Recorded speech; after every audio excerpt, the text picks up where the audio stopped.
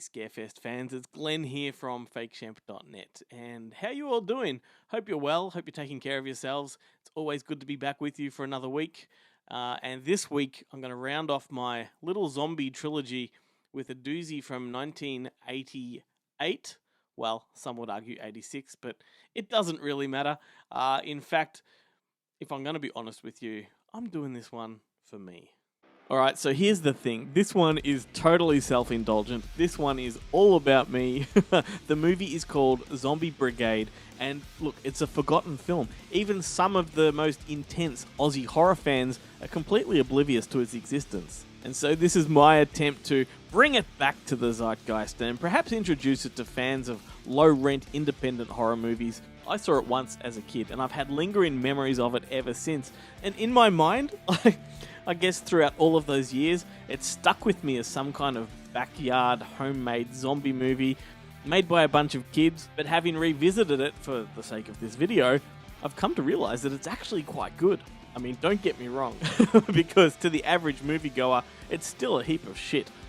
But for those of us with a penchant for trash and exploitation, boy does it deliver the goods. Set in a small town with a greedy mayor who wants to build a giant amusement park in the middle of nowhere to bring in the tourist dollars and make him a fortune, the story has a local war memorial demolished as part of the construction, and then a horde of Australian and Japanese soldier zombies are unearthed.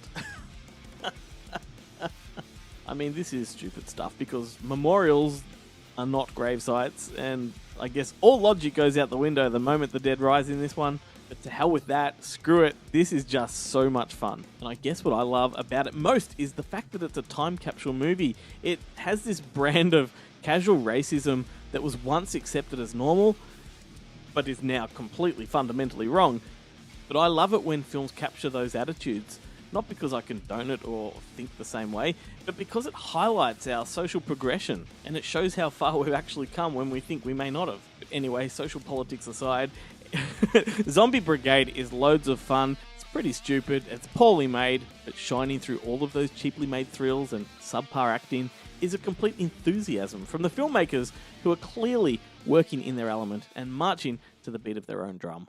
Well, thank you guys for sticking that one out for me. I know that was a bit of a tough one to get through, but you know what?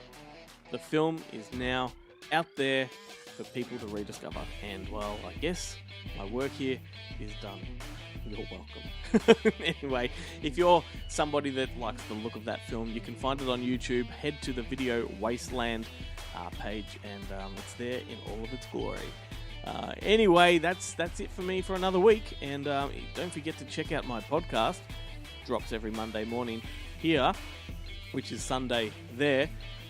This week I've got a great guest. It's part 2 of an exclusive interview I did with the director of Guns Akimbo, which is the new action, ultra-violent, super kinetic thrill ride starring Daniel Radcliffe.